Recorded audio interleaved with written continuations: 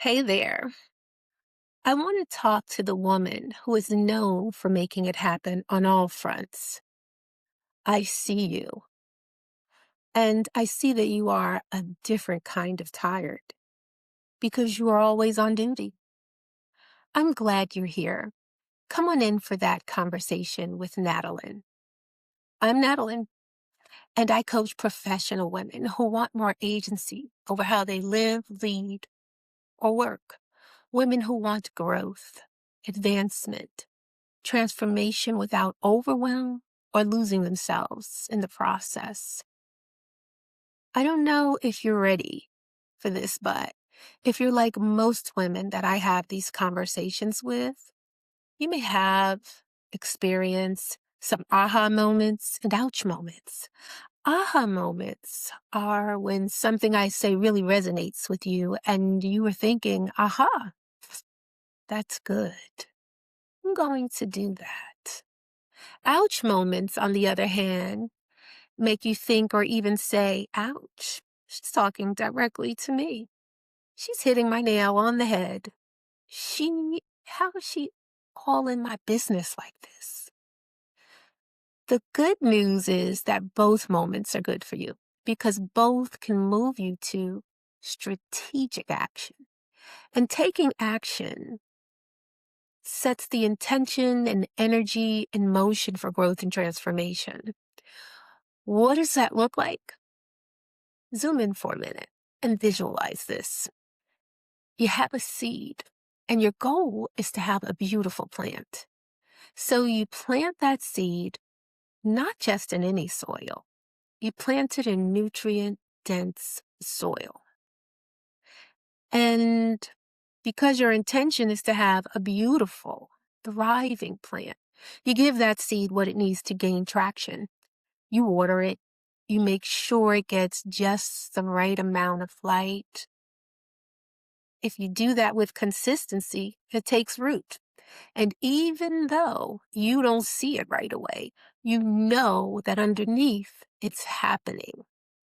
And one day, where there was once just soil, you see something new, something different. You see plant stems, leaves. You see flowers. You see transformation. And because you like what you see, you keep going. You're intentional and consistent with your efforts. What once was a seed transformed into what, or even greater than what you envisioned or imagined. That plant is not just surviving, it's thriving. You are not just surviving, you're thriving. And that transformation happened not because you just thought about it or wished it to happen. It happened because you took action. You set your intention and energy in motion, and you stayed the course. So I'm not sure if this is for you, but if you're open to having some aha or some ouch moments and to gaining some tools you can use to set your intention and energy in motion, stay with me. And you'll want to stay until the end because I'm going to share something special you don't want to miss. Today, let's have that conversation about being a different kind of tired. There is a kind of tired that sleep doesn't relieve. It's a kind of tired you experience not because you did too much today, but because you've been carrying too much for too long. Yes, you're functioning, you're producing, you're holding it together, you're making it happen, as they say. But there's that weighed down feeling, a literal pressure on you. It's that feeling you neglect. It's the physical signs you ignore. It's a signaling like your life is asking for a different way to move, a different way to navigate, not a way to move more, not a way to move differently with all other things remaining the same, but a way to move that relieves that weighed down feeling. I've seen this in women who are dependable by design. You know the one.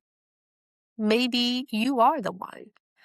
The one where the job works, the family works, the relationship works, the system on the job works because you work.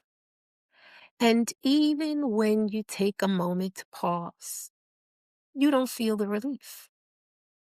It doesn't arrive because your nervous system is still on duty. I remember a season where my calendar was so full. But it's interesting because what drained me wasn't time. It was the constant inner management and juggling, the internal struggle of staying composed, staying useful, staying fine. You know that response. I'm fine. It's fine. The thing we don't talk about is how this different kind of tired, this fatigue, this weighing down that comes with always being on duty, it's not just chronic. It's a signaling that there's a misalignment between who you are and how you should be delivering your value. How do we know this is true? Because when you're working and living and doing from a place of peace, purpose, and passion, there is no internal struggle. Everything flows. Time passes, and the joy of doing the work, the value endures. When you are doing a lot of something you love and that brings value to the world, it usually doesn't feel like work. Yes, you get tired. We all do, but it's not that different kind of tired. And even then, the work gives you more back here and here than it takes away. But let's go back to the misalignment. And here's the reality.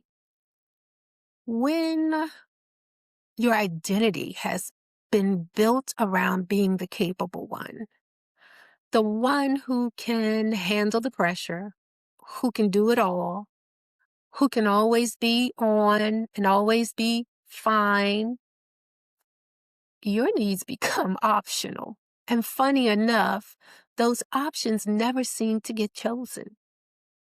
And unmet needs become chronic fatigue. And here's the truth. The solution isn't more willpower. It's not more systems or more calendaring. It's not more hours or self-sacrifice. It's recalibration. It's an intentional reset where you stop adjusting and overcompensating and start choosing how to deliver your value without overwhelm, how to deliver with ease, how to make your needs a priority instead of unchosen options. On that note, I want to leave you with 3 questions to consider, reflect on. And these are questions that can really support you, not only in gaining clarity, but also in deciding on taking the next right steps for you to move forward differently. Question number 1, ask yourself and be honest. What am I carrying that no one sees? Or word it differently. What am I carrying that others overlook or don't want to deal with? Mhm. Be curious with yourself, not judgmental. Remember the goal here is to get grounded in clarity. Number 2, where am I performing strength when I should be receiving or accepting support?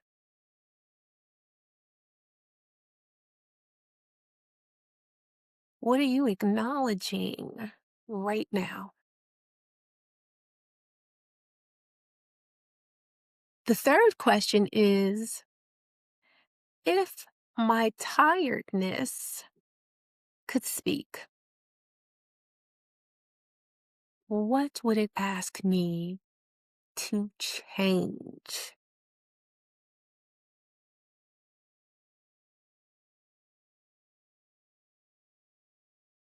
My friend, that's it for today. If this feels familiar, you're in the right place. And I will be here again tomorrow. We can unpack this together because life shouldn't require you to be a different kind of tired. If you haven't done so already, please like and subscribe. Take a peek at my links in the description. And while you're doing that, let me share.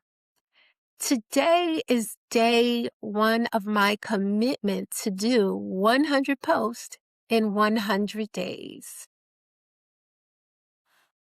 One. That means I'll be here for you every day without fail.